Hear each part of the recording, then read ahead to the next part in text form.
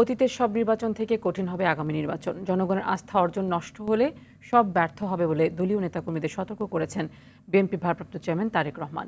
রাষ্ট্র কাঠামোর মেরামতের ৩১ দফা ও জনসম্পৃক্তি শীর্ষক খুলনা বিভাগীয় কর্মশালায় এসব কথা বলেন তারেক রহমান। আশিকুল আলম জানাচ্ছেন বিস্তারিত।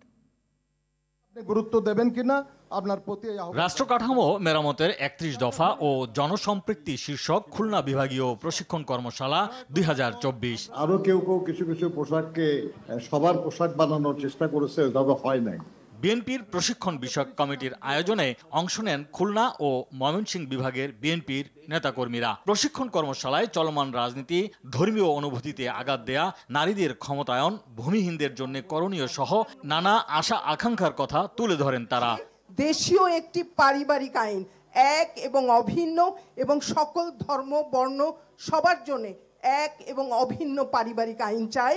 আজকে একটি পরিবর্তিত পরিস্থিতিতে জাতির সামনে রূপরেখা আমাদের ভারপ্রাপ্ত চেয়ারম্যান মহোদয় জাতির সামনে তুলে ধরেছেন। এ সময় নেতাকর্মীদের নানা প্রশ্নের জবাব দেন বিএনপির ভারপ্রাপ্ত চেয়ারম্যান তারেক রহমান। বলেন, চাঁদাবাজি ও দুর্নীতি রোধ করতে শিক্ষা খাতের বাজেট দালান কোঠা নির্মাণে নয়, প্রকৃত শিক্ষায় কাজে লাগাতে হবে। তবেই দুর্নীতি রোধে সামাজিকভাবে প্রতিরোধ গড়ে উঠবে। ছোট ছোট ছাত্রছাত্রীদেরকে ছোটবেলা থেকে শেখাতে পারবে যে দুর্নীতি একটা খারাপ জিনিস, দুর্নীতি একটা অন্যায়।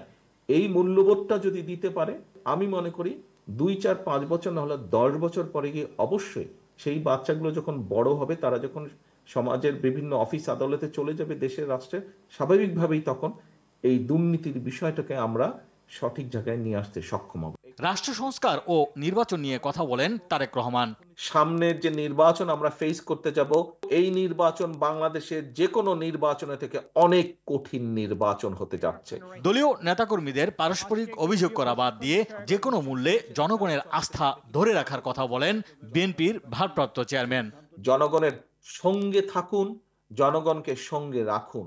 আশিকুল আলম, RTV, ঢাকা।